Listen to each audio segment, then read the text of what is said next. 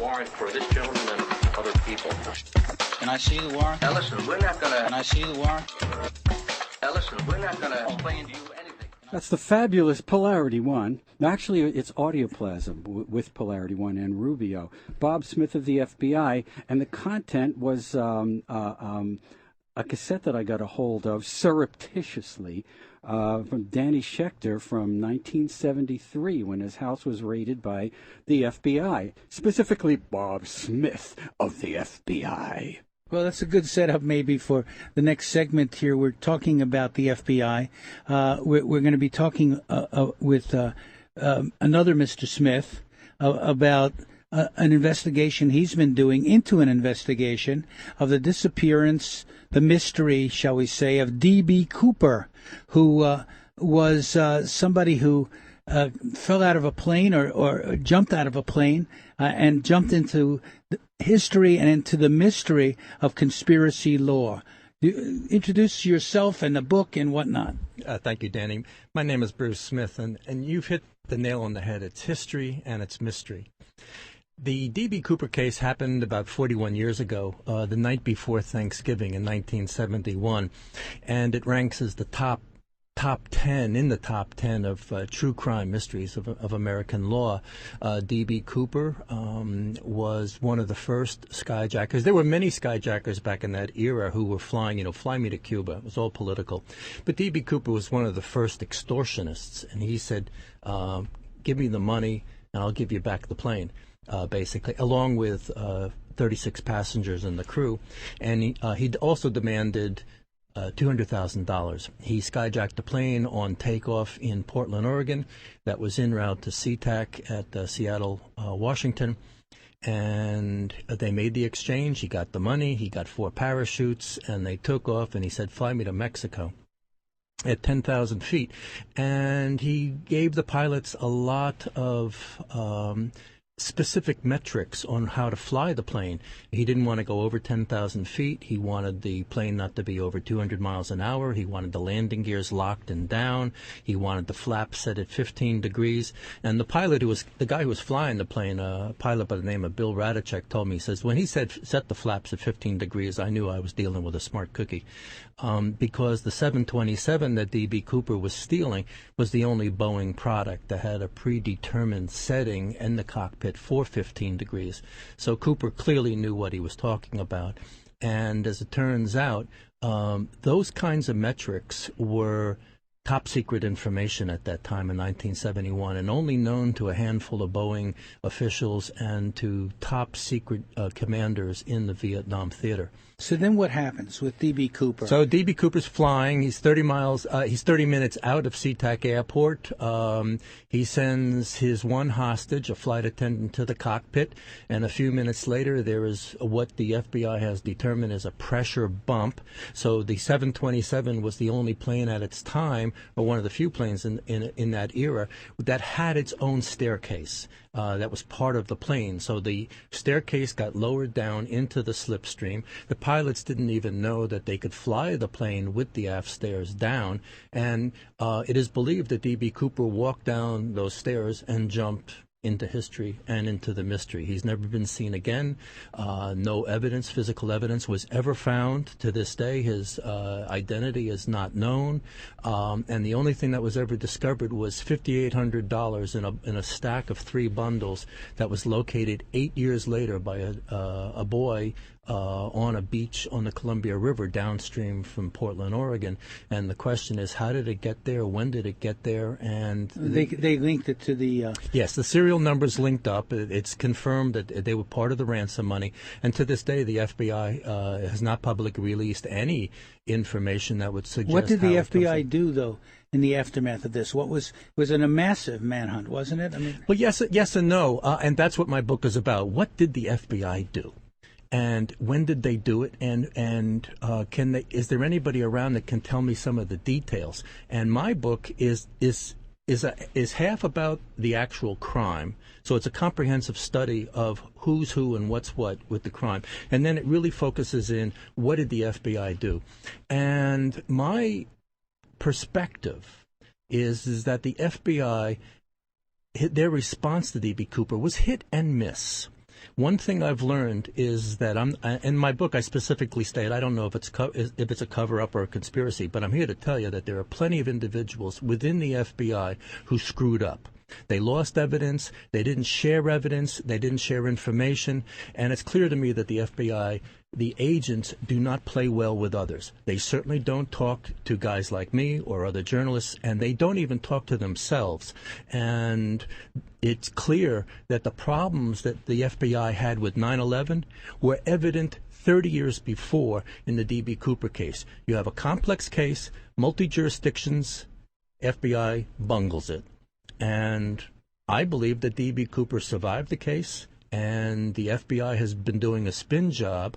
It is my didn't they say that they believe he died in the... That's the current view of the FBI, and it's been pretty well documented. Do they have a high degree of confidence in this formulation? They speak with confidence, but there are no facts. There's no body. There's no physical evidence that Cooper died, and so and you can play it the other way.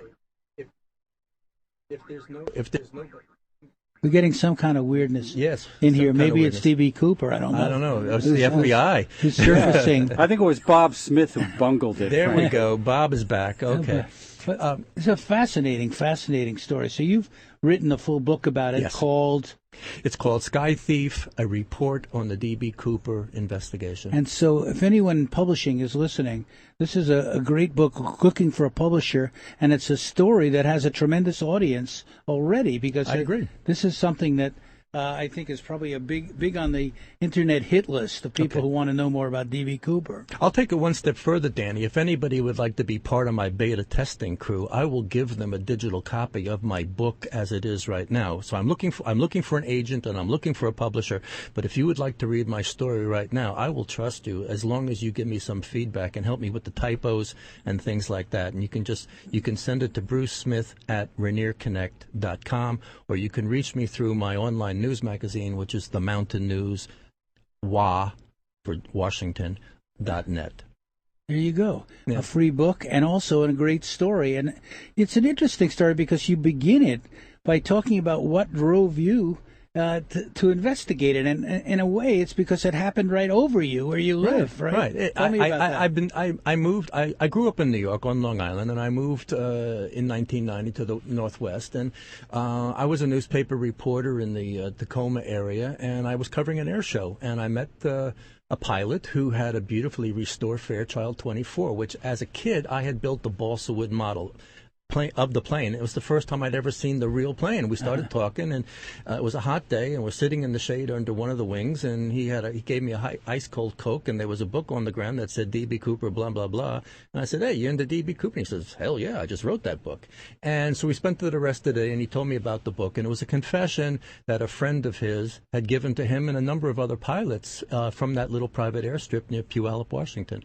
And I saw so many inconsistencies in the story that he was telling me of the FBI's investigation, that's what piqued my interest, and so that's what got me started in 2008. So, I mean, as an investigative reporter myself, often, there is often a personal passion in pursuing a subject, and you seem to certainly have one about this case. What have you learned that has really surprised you so far? Everything about the case that I've touched has mystery to it.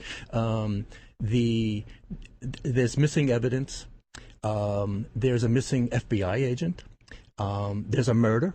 The FBI's de facto technical expert on the parachutes got murdered in April in his house in Woodinville, Washington, and the cops are totally mum on it, and they won't talk to me about nothing on it. You mentioned one and done before, and I use that phrase in my book because that's very much the hallmark of my experience with D.B. Cooper and law enforcement. This book really sets a tone of how law enforcement really functions in the United States, and their primary job is not to catch criminals or to fight crime. Their primary job is to protect the powerful and to tell bedtime stories to everyone so we can sleep at night with some plausible explanations of the crimes that happened that day and we saw in the 11 o'clock news. And So they're like spinsters. They're spinsters. They're spin stories. Yeah, they're spinmeisters. And when it comes to FBI guys, when I talk to them, they tell me their story, their prepared narrative. It's almost scripted. They can say it with two hands tied behind their back. Message points. Yeah, and then when I start asking them leading questions, they've never met a reporter like me before. And I hit them blindside, and they are angry at me, and they don't return phone calls, and they hang up, and I'm one and done. That's what I call the FBI's response to me, is one and done.